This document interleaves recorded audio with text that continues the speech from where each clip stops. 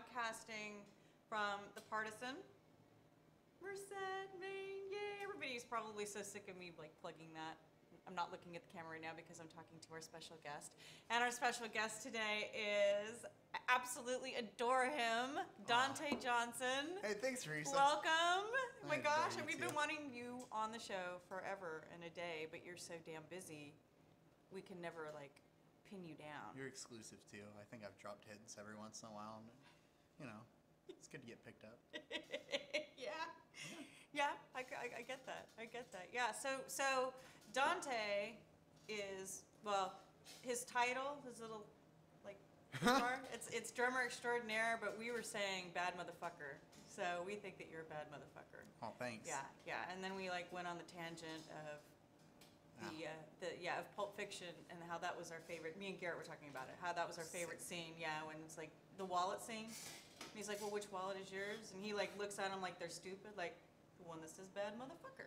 So that's what you are. You're a bad motherfucker. You. Yeah. So tell me, you really are drummer extraordinaire. Everybody in Merced knows, or have seen you, I think, in one band or another. So how many bands exactly do you play in? When it comes to bands that are keeping themselves busy and doing a rotation of constantly putting in new songs and rehearsing, about 4. So there's Awanichi. I've got that with RC, your co-host, yes. And Vanessa Hoffman. And then I have another group named Wormholes, which we've been going at it for about 2 years now. We're getting ready to start recording and putting things up. Feeling Gravity's Pool, we got a cool string of shows coming up. We're going to be playing in Oakland over the summer for some sort of like barbecue festival. Wow. I did not know that. Yes. Okay. And then, and I'm also recording with Moon Trent. I just finished laying down the drum tracks for his upcoming album, Extra Fancy, so that'll be awesome. Yeah, it's sounding awesome. Yeah, so pretty much the 3 groups right now, along with Shelter Skelter, which we are in. Yes, you and I. we are in. Yeah, if we could ever get it down and together, because you're so busy. And well, I guess everybody's kind of busy though, huh? The current projects that I'm in just have to sort of fall off because a lot of them have a purpose. Yeah. Those are the groups that are. Well, no, you've got obligations now. You've got responsibilities. Jeez, a barbecue festival? A barbecue festival. That's a fucking responsibility there, man. Hopefully our band will not be the last course. It is Oakland. It is Oakland. I don't know, man. I know, right? That's awesome. Who are the other bands in the lineup? Do you even know? Who arranged it? No, I have no idea. Who arranged Kazoo just messaged me a while ago and was like, hey, are you in? Chris Kasugas. Kazoo. Kazoo kind of scares me. If he's Zoo booking. Daddy. Yeah, Kazoo Daddy. If he's booking the event. Zoo Daddy doesn't scare me. He doesn't scare me, but maybe the events that he's booking might. I would love to play in Oakland, but it being a barbecue festival. Yeah. It's like. Well, no, he kind of always, he reminds me of the guy that, like, and I love, I adore Kazoo, but he reminds me of the guy, like, on Animal House, where, like, they're taking, like, the chicks to, like, the nightclub, and they go to the nightclub, they're there, it's completely and totally out of their element, and it's like, can we dance with your dates, and it's like, sure. Yeah, that's what he reminds me of. And that's exactly his reaction. That's what it would be, too. He'd be like, go ahead. Yeah. Yeah. We're last course? Okay, that's cool. Guys? That'd be awesome if we were the last course at this festival. That'd be pretty neat. That's awesome. That's awesome. And then now in Ichi, you have dates coming up as well. You're going to be performing in, is it Visalia and in San Diego? Or is it, am I mixing? Because I know San Diego for sure. Yeah, you're right. Okay.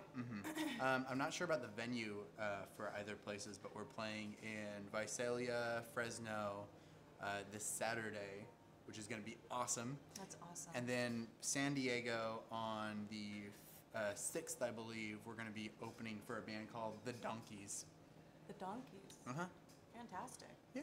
Yeah. So that show will lead us into a week-long recording session. So you guys will be going on Sabbath and doing like the whole, gonna hole myself up into a room and we're here and we're alone for 5 days. Okay. Yeah, exactly. That's awesome. Are you looking forward to it? Oh yeah, definitely. Yeah. You don't get that sort of opportunity with every single group that I'm in. You don't get that with every group that I'm in, where we just have the amount of time to go down there.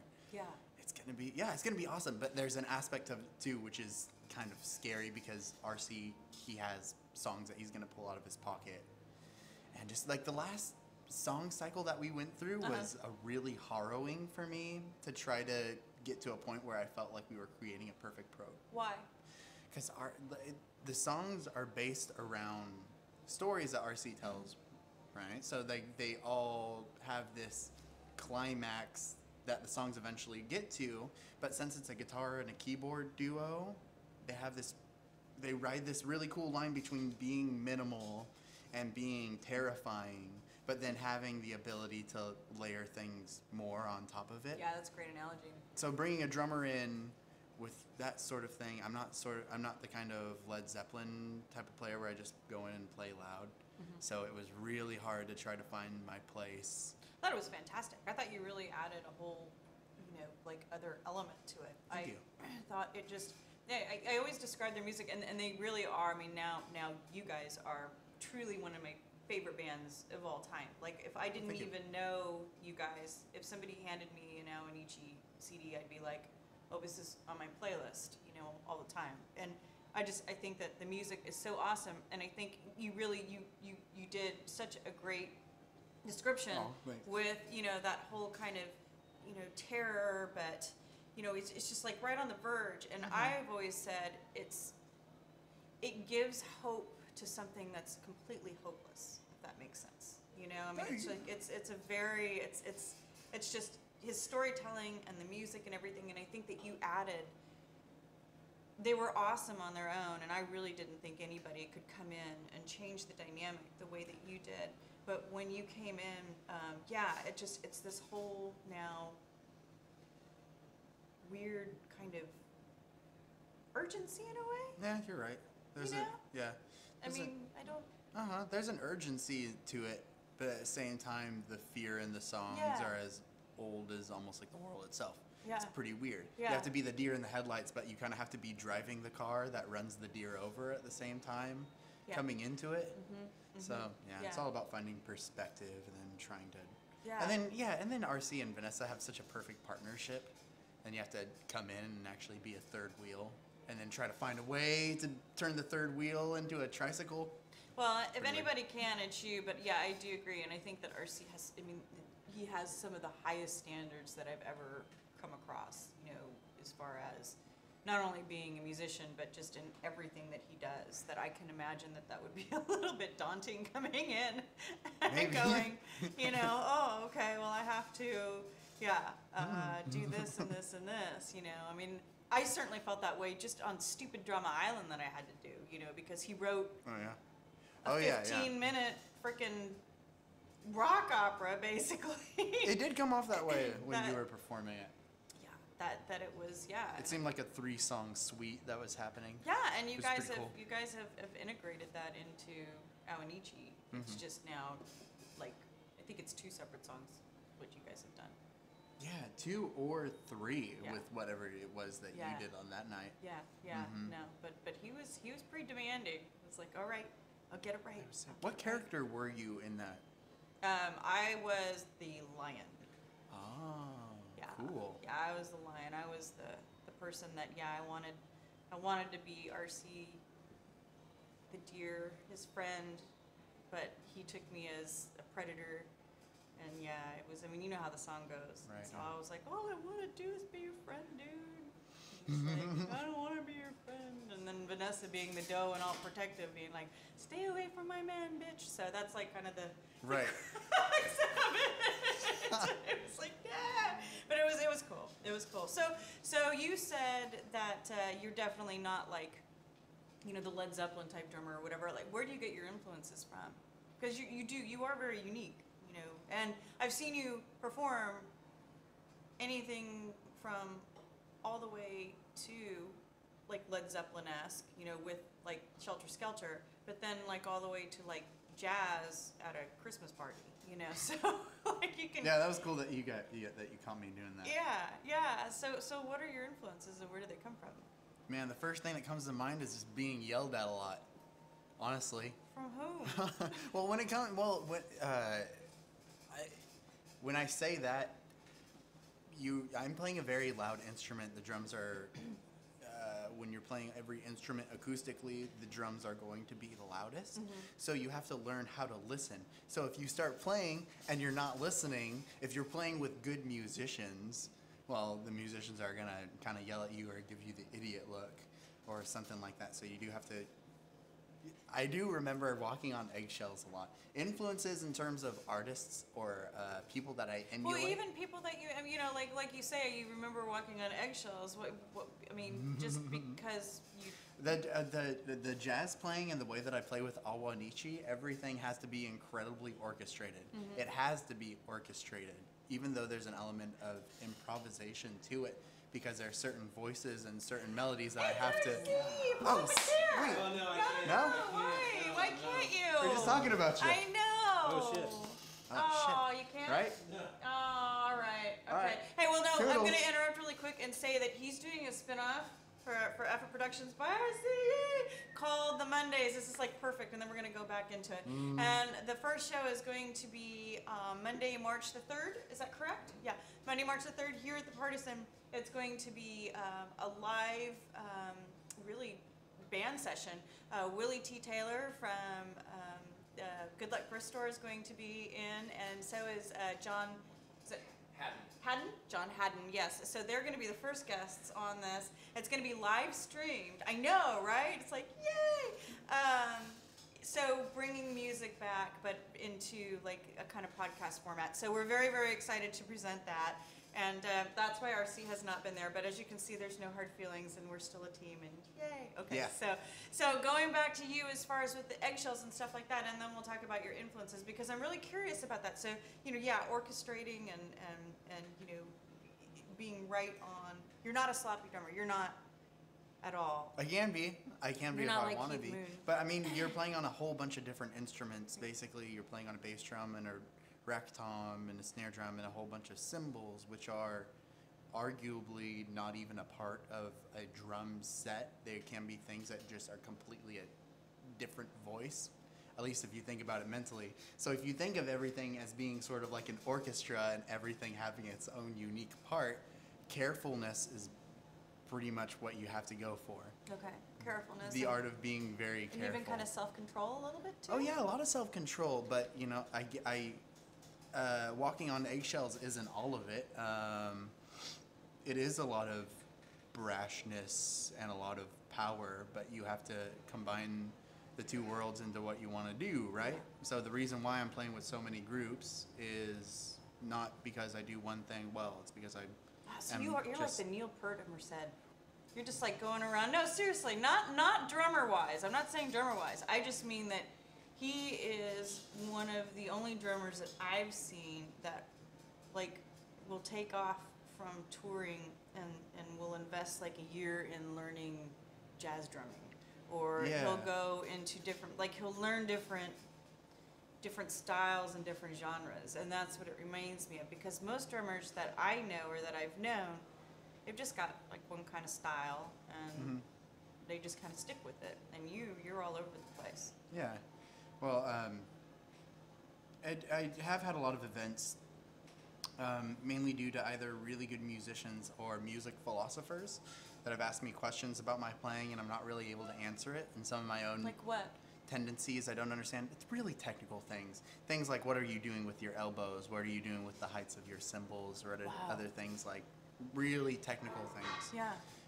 Yeah. But most of the time it comes from an ego destroying. Almost, that's where I almost feel like all good musicianship comes from, is from an ego destroying. You have to think. Not, you don't have to, because there's there are different levels to how much people exude self-confidence, right? And so most of the time when people get better, it's usually the thought that says, wow, I suck. I don't want to suck. I want to get better. So is that constantly kind of driving you? It drives me only in situations in which great change happens. Okay. So on the path of musicianship that a lot of people want to be in is a very steady hill that slowly goes up. But at the same time, along the way, you do have sort of epiphanies that you get to. Why am I doing this? Discovering artists that completely blow your mind. What's been like your most recent epiphany? I have fallen in love with an artist named Phil Elverum. And Phil Elverum has a song for one of his groups called The Microphones, and it's called The Drums. And basically what's happening through the entire song is that drum sets are being layered on top of each other. But they're doing so in which certain accents on one drum set are happening while another drum set is being subtle or not so much putting very many accents in. So where you would hear small openings or small pauses in a normal drum beat, there would be accents moving in, but they recorded it until the entire, if you can imagine a blank piece of paper, their blank piece of paper was filled with scribbles because they just kept on layering so many drum sets on top of each other. Okay. Mm-hmm. So we have a song on Moon Trent's upcoming album called I Don't Mind. I'm sorry, it's not I Don't Mind. But there's another song on there in which what I did was I heard something and I was like, okay, I kind of want to do the microphone things and start layering drums on top of each other. And for some reason it worked. So, yeah, there's a song that you'll listen to on that album, Extra Fancy, and you'll start noticing just a lot of drums All right. meshing up on top of there. And that was a weird moment in which I kind of realized, oh, okay, this works. This wasn't just something really cool that someone did that I worship. This is something that can be put into practice. That's awesome. That's fantastic. Yeah. So that was fun. Yeah. And when did you start drumming? I was 13. 13. Mm-hmm. Good Lord. Okay. And what made you want to drum? Peer pressure. Really? Yeah. Like how? What with peer pressure? You must drum. You must drum. It was more like I was in band before then. At the time, I was in 8th grade, so I was in band stuff ever since I was in the 5th grade. And what were you playing? Mostly mallet percussion. Okay. Okay. So, and then I had a whole bunch of really good friends that were all of a sudden starting to get interested in rock music and playing music. And they were all starting a band, and since I played mallet percussion, and one day the snare drummer wasn't there, and so I filled in for him and didn't get yelled at. You were hooked. So I was like, okay, like I'm a drummer, so I can tell people I'm a drummer now, right? So like I told my friends, like I didn't tell them I'm a drummer. I told them I play drum set. Cause probably just an educated guess. Like I was like, okay, well I play percussion, like I can do it. So then another member had a drum set, and so I just started playing on it, and it was just like, you know, this doesn't work, this works. So you kind of self-taught yourself then? You were just... at the beginning, that's how I started playing drums. Okay. In high school, totally not self-taught. I had a lot of drum teachers. Okay. Okay. So then high school you did, and then now you have become a teacher. So now you teach drums. Right. Yeah. And tell me, who are the type of people that come and say, I want to be a drummer? Oh, lots of different types of people. Yeah. Like Yeah. what? 6-year-olds, 50-year-old men that have been playing for like years and years and have no idea where to go next, but they want to get better at it. Okay. And then just a whole bunch of different people in between. Some people would just want a couple lessons and move on. Other people want to become disciples of music. Yeah. And what about the 6-year-olds? Seriously, they're just like, Mom, Dad, I want to play drums, and okay, or what? It's like a mixture of saying I want to play drums and the parents saying you're gonna play drums. So I've seen the combination. Just imagine it'd be too. very like animal, like from the Muppets, animal, like like just like having that self-control and just kind of like Yeah, actually, it's kind of surprising.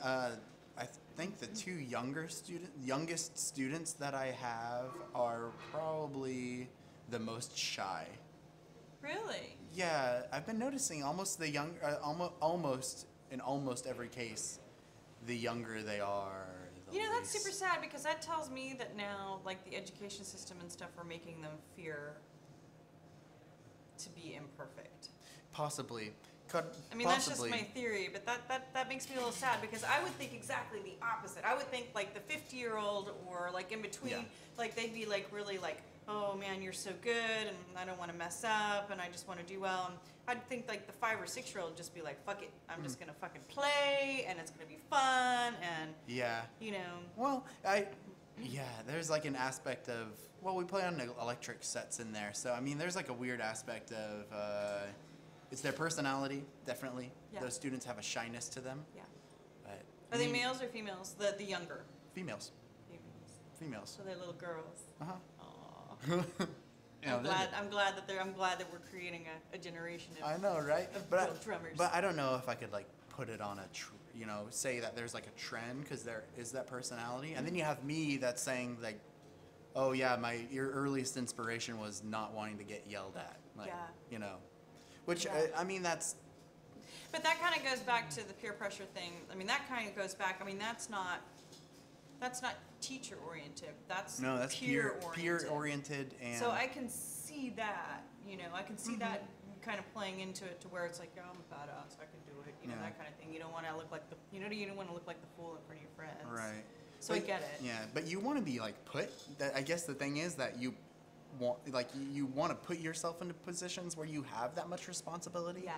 And if the best way to get better at your instrument is to join a band.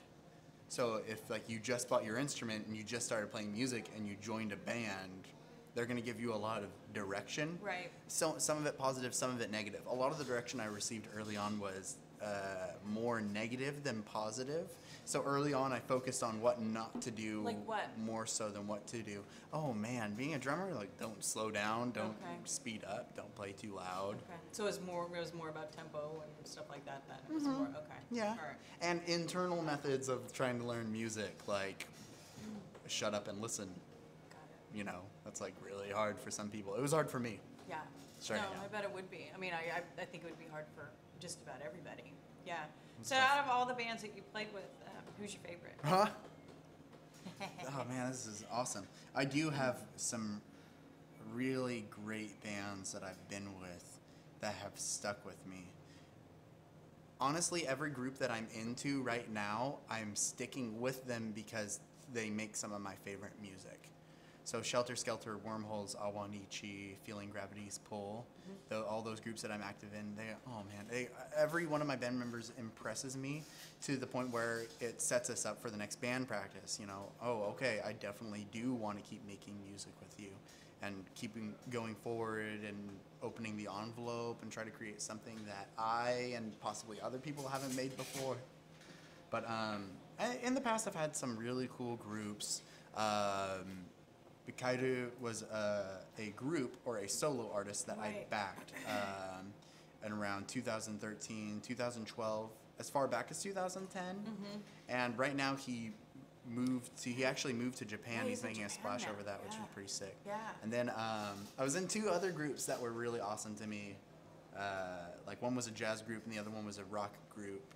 And yeah, those have like a really awesome place in my heart. And if those guys ever wanted to get back together, That's I'm awesome. down for But it. you're so good natured and stuff. I mean, you know, for those of you that don't know, and hopefully one of these days you will, Shelter Skelter, the band that Dante, myself, Garrett, and then another guy named Jason and GB are in, it's a cover band. And it's just a silly cover band. But we have so much fun with it, and I think that we do such different things with the songs.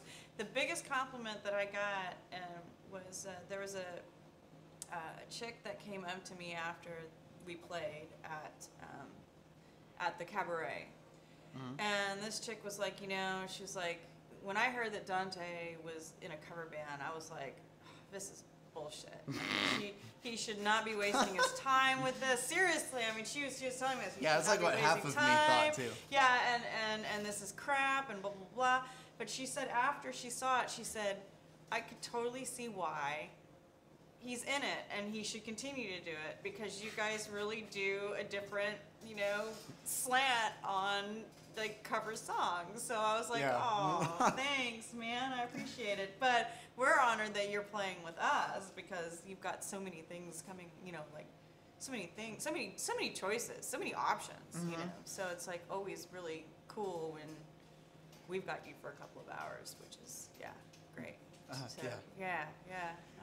Oh, yeah. I had a really hard time telling a bunch of people that I was in a cover band for a while. Not so much having to do with like self-confidence or anything like that, but more so, you know, you want to make sure you get people that are friends to actually come out and support the initial endeavors. Right. You know, so like, I mean, we opened that set with Dream On, which is like one of the most to me, one of the most cliched rock songs ever made. It totally and then is. it's a ballad, which adds to that cheesiness, right?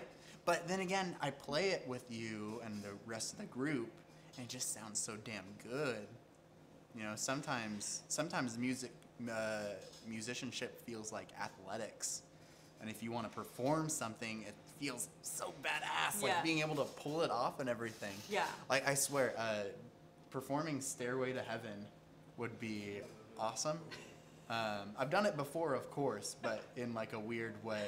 And Shelter Skelter is never gonna do "Stairway to Heaven," but if I or Wonderwall.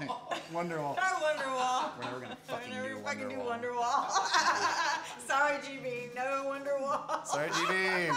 No Wonderwall. No. That was hilarious. But no, I just, I do think that it's different element that we, you know, obviously people know the songs, but there's something slightly different, I think, with each one, which is kind of the saving grace, I think, in a way. We'll see as we go along, but we're really happy that you're in it. It's awesome. That's the thing about Shelter Skelter is that, there once we find like some really good ground to tear up, that's when we'll have things just coming. Casinos, man. Casinos, I'm telling you, casinos, man. Casinos, man. We're gonna hit the casino circuit once You're finished with all your other obligations. Every cover band's got to play at McDonald's before they get to a casino usually. Not us. Not us. No, we'll go straight to the casinos. You watch, we will. That'd We be know fun. people. We know people. We know people. We It's know who you people. know. We know slick video people that can put a slick promo together, and we just Slick dong. slick dong. Exactly, man. A big slick dong. It'll be awesome. Big slick dong. Yeah. That guy. Yeah, And with- seriously. Make sure you were there with the band. And with that, we will wait. We'll transfer over to Coffee Bandits for a minute. Yeah, right. Big slick Sorry, songs. Melissa. The Coffee Bandits. Yeah. No, this is Coffee Bandits. It's right down on Main. It's actually right next to 17th Street Pub. This is how cool our downtown is for those of you that don't know. For those that you do know, if you guys have not been to Coffee Bandits, please come down, support local. Their coffee's good. They've got a bunch of different sandwiches. They've got vegan options. They make all the fancy schmancy drinks and all the crap. But for a good cup of coffee, go there. So yes, Coffee Bandits, yay! And live music. Oh yes, and live music. Yeah, exactly. Yeah, Wednesday nights is open mic night, right? And I really respect the hell out of Melissa because now she's starting to play all local music throughout the intercom. That's right. Yeah. So I think that's fantastic. Yeah, she was like, fuck the man then. Because apparently somebody came in and was like, do you have copyright, blah, blah, blah, to be playing that music? And she's like, no. Right. I think they were playing Daft Punk or something. Yeah, she was like, man, you know what? They can suck a bag of dicks. But I'm glad that they are like going to feature now local artists. So that's pretty cool. That's pretty cool. Yeah, it's sick. Dante and Ben are two of the local artists that are being featured. Yes. Absolutely.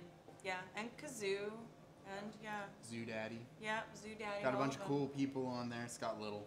Yep, Scott Little. Yep, And Maggie. Maggie. Yeah. So good coffee, good entertainment on Main Street. Yeah. Get on over there. It's cool. And it's a block away from Starbucks too, so you get to stick it to corporations, man. Yep, stick it to the man. Yeah, man. Buy local. Jesus. Buy local. God. Yeah. So anyway, yeah. So no, and with that too, what's going to be then your next move after? Like, you seem like you're going to have like 6 weeks of just A lot of work. hellacious, yeah, schedules and stuff like that. So what's going to be on the table next? Still finishing up for Moon Trent for Extra Fancy. That's going to be awesome. That's going to be a monster of an album too. Yeah. Yeah, we had 16 tracks all together that we are recording. So, Yeah, that's awesome. and no songs are showing any signs that they're going to be cut down. So we'll see what goes on the finished product. That's But fantastic. after that, yeah, like I said, from the 6th until the 12th, performing and recording with Awanichi down in San Diego. So that'll be awesome. On March 25th, I'm setting up a show at the DLM office with 2 groups called Globe Lamp and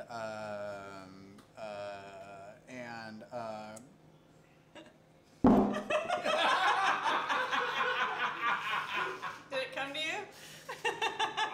It no, made you Galaxy beer foamy? Galactic. Yeah. Galaxy Galactic. It did. Oh no, Galaxy Electric. Yeah. Galaxy Electric. The Galaxy Wow. Electric. Next time I'm gonna do that.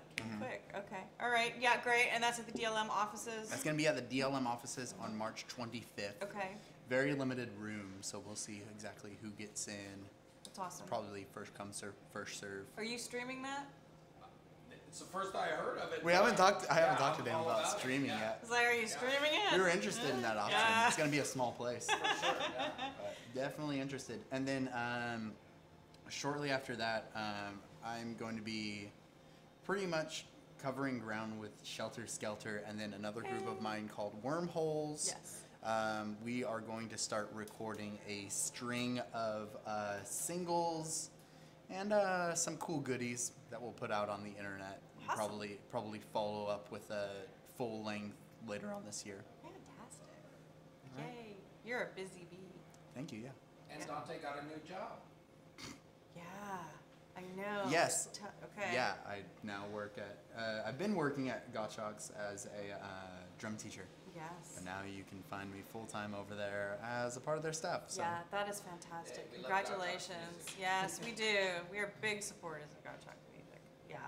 Yeah. Yeah, No. yeah, they're lovely over there, and Also I think on this is the Main. announcement. Yeah, Good Lord. Yeah. so come visit me. Yeah. Come visit Dante if you want lessons. Adam teaches there too, right? Yeah. Yep. Adam teaches bass. Mm-hmm. Yeah. There's a whole plethora of people over there A plethora. that teach, and also they sell really badass equipment. So yeah. Cool. Man, we're just like advertising fools today. Are we gonna? Let's go one more. Right. One more. A musical event. A musical event, a UC Merced musical event. Is that correct? Correct. Look at Dante looking at the monitor. I was wondering which Yay! musical event you were going to be talking about. I got Lady excited. Smith Black Mambazo. Yeah. So that's the RTC Merced presents, and that's going to be at the Merced Theater, also on Main, Thursday, March 6th. It's going to be a pretty spectacular show. These are the same guys that backed Peter Gabriel for In Your Eyes and What? Really? And Paul Simon. With Really? yeah, that was good. Yeah, it's like Where does this thing go? Acapella. African singing. African amazing. singing, yeah. So for going down and see it, it'd be awesome. There's nothing to do in Merced. Nothing to do in Merced, right? There's always got to be more to do in Merced, Yes, which there's is always got to be more, but I'm telling you, I'd say probably the last 2 months, Dan and I have had to turn down like things to go to because they conflicted with other things. So it's starting to get up there, I think. I think people are really starting to come around and say, okay, we'll take a chance and we'll put an event on here, or bands and stuff. I think music's coming back, so I'm pretty excited about it. I'm excited, and I'm really excited that I think you've had such an influence, whether you realize it or not, on bringing the music kind of back to Merced, just because you are willing to be in so many different projects and so many different bands. So I thank you for that, because we couldn't do it without you, Dante. Yay! Well, there's probably not enough people in Merced that are trying to learn how to play drums. Well, Some good up and comers. You've got the market. Yeah, I know, right? You got the market then. Yeah. Well, thank you so much for coming on. I really, really appreciate it, and I adore you. You know I do, and we will definitely be crossing paths very, very soon. Yeah? Of course. I love Yeah. you, Theresa. Yeah, I love you, Dante. Cheers. Cheers. Yay. Okay. Steal RC's line. I'm going to go have a cigarette, but I quit, so. Ooh. Yeah, RC can have it back. So, bye. If I seem a little edgy tonight, yeah, that's it. Bye.